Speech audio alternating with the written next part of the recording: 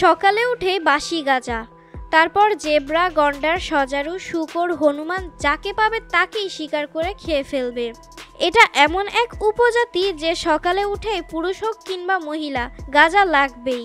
হাদজাবে উপজাতি, এরা মূলত খাদ্যের জন্য মধু, কন্দ, ফল এবং বিশেষ করে শুষ্ক মৌসুমে মাংস খায়। বানর, হরিণ, ছাগল, জেব্রা, গন্ডার, সজারু, শূকর সহ আরও নানা প্রাণী খেয়ে থাকে।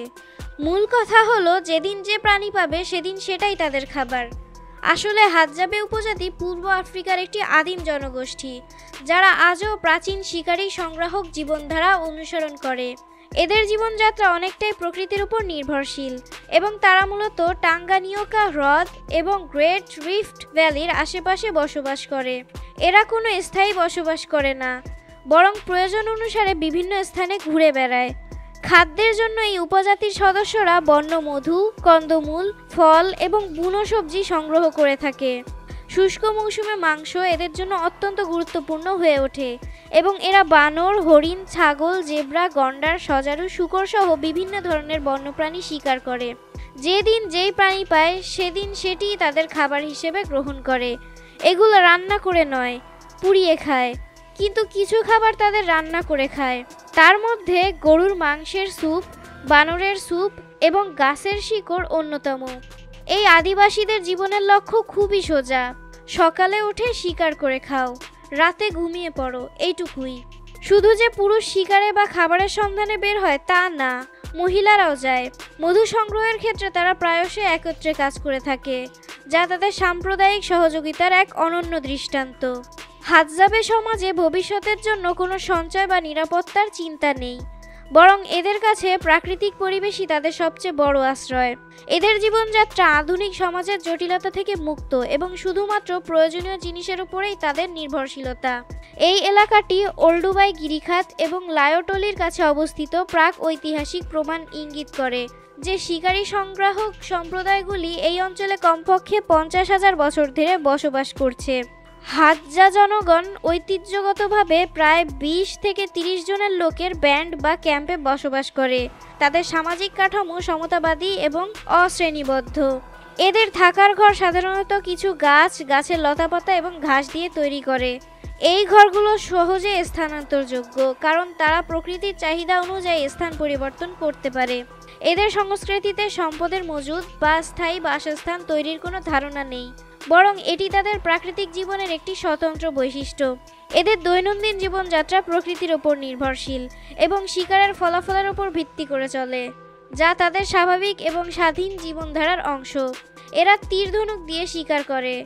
শিকার করা প্রাণীর চামড়াগুলো বিভিন্ন কাজে ব্যবহার করে, তার মধ্যে ছদ্মবেশ ধরতে এবং রাতে ঘুমানোর সময় কম্বল হিসেবেও ব্যবহার করে। রাতে খুব ঠান্ডা লাগলে এরা ঘরেই আগুন জ্বালিয়ে নিজের শরীর গরম করে। এই আগুন তাদের কেবলমাত্র উষ্ণতা প্রদান করে না, এটি বন্যপ্রাণীদের দূরে রাখতেও সহায়ক হিসেবে কাজ করে, যা তাদের সুরক্ষাও নিশ্চিত করে। এদের অস্ত্র তৈরি, শিকার প্রক্রিয়া এবং চামড়া ব্যবহারের মতো বিষয়গুলোতে তাদের চমৎকার দক্ষতা রয়েছে। এদের শিকারের জন্য রয়েছে নির্দিষ্ট কৌশল, যেমন গোপনে অপেক্ষা করে আক্রমণ চালানো। এর ফলে হাদজাবে সমাজ প্রকৃতির সঙ্গে মিশে থাকা এবং সম্পূর্ণভাবে নিজেরা নিজেদের চাহিদা মেটানোর ক্ষেত্রে অদ্বিতীয়। এই লোকটি এই গ্রামের লিডার। এর নাম উচ্চারণ করার ক্ষমতা আমারও নেই, নিজেরাই শুনে নিন। হ্যাঁ, এটাই এনার নাম। তীর ধনুক একমাত্র গুরুত্বপূর্ণ মাধ্যম যেটি দিয়ে তারা শিকার করে, তাই সর্বপ্রথম সেটি ঠিক আছে কিনা তা তারা ঠিক করে নেয়। যে তীরগুলো বাঁকা থাকে সেগুলো আগুনের তাপে দিয়ে দাঁতের মাধ্যমে সোজা করে নেয়। এরা সবাই নিজেদের তীর নিজেরাই তৈরি করে, যা তাদের আত্মনির্ভরশীলতা ও স্বকীয়তার পরিচায়ক। তীর তৈরি করার সময় তারা প্রতিটি তীরের আকার, ওজন এবং ধার নিয়ে সতর্ক থাকে, কারণ প্রতিটি তীর নির্দিষ্ট ধরনের শিকারের জন্য উপযোগী করে তৈরি করা হয়। এই প্রক্রিয়ায় তারা বিভিন্ন প্রাকৃতিক উপকরণ যেমন কাঠ, পাথর এবং প্রাণীর হাড় ব্যবহার করে, যা তাদের শিকারের অভিজ্ঞতাকে আরও কার্যকর করে তোলে। তীরের ডগায় অনেক সময় বিষ প্রয়োগ করা হয় যাতে শিকারটি দ্রুত নিস্তেজ হয়ে পড়ে। এই বিষ তারা গাছের নির্যাস বা পোকামাকড় থেকে সংগ্রহ করে। এভাবে তীর ধনুক শুধু শিকারের উপায় নয়, বরং তাদের জীবনের একটি অবিচ্ছেদ্য অংশ, যা তাদের টিকে থাকার ক্ষমতা ও পরিবেশের সঙ্গে সামঞ্জস্যের একটি প্রতীক। যেহেতু ইনি গ্রামের লিডার, তাই গ্রামের শিকারীরা সকালে উঠেই লিডারের সাথে দেখা করতে আসে। শিকারে যাওয়ার আগে সবাই একসাথে ধূমপান করে। এরা বিশেষ ধরনের গাঁজা সেবন করে। তারা মনে করে শিকারের আগে গাঁজা খেলে তাদের টার্গেট আরও ভালো হবে এবং খুব দ্রুত শিকার করতে পারবে। তাই এরা সকাল সকাল প্রচুর পরিমাণে গাঁজা সেবন করে। এদের গাঁজা সেবন করার ধরন একেবারেই আলাদা। শিকারীরা বিশ্বাস করে যে শিকারে যাওয়ার আগে গাঁজা সেবন করলে তাদের লক্ষ্যভেদ ক্ষমতা বাড়ে এবং তারা শিকার করতে আরও মনোযোগী হতে পারে। এদের গাঁজা সেবনের পদ্ধতি একেবারেই আলাদা। সাধারণত তারা গাছের ডাল এবং বিশেষ ধরনের মাটির তৈরি পাইপ ব্যবহার করে ধূমপান করে।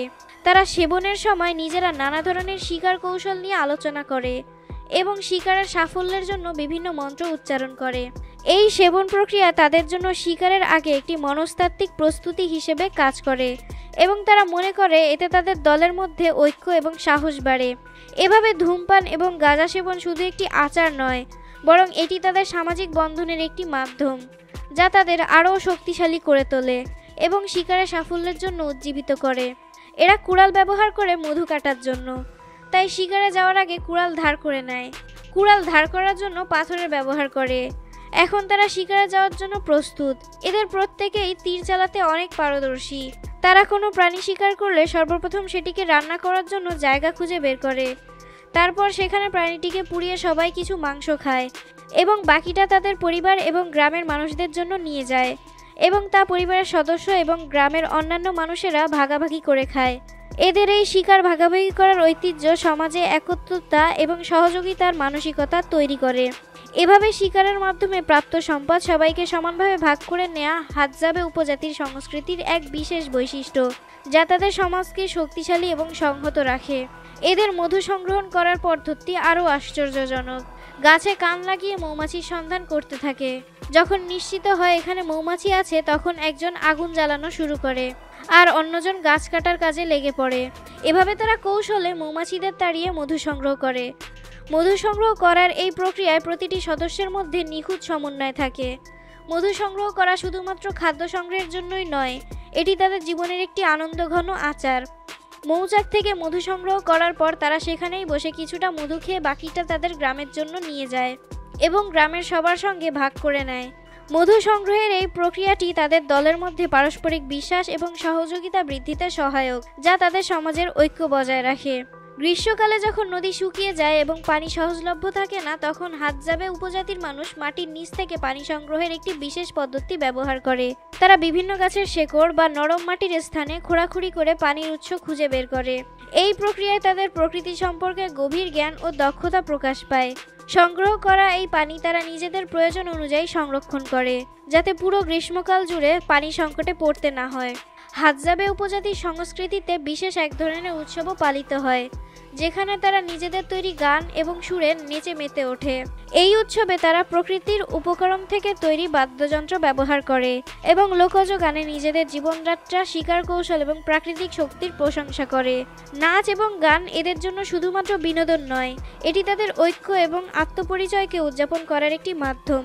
উৎসবে পুরুষ মহিলা সবাই অংশগ্রহণ করে এবং এই মুহূর্তগুলো তাদের জীবনের আনন্দ এবং উদ্যমের প্রতীক হিসেবে বিবেচিত হয়।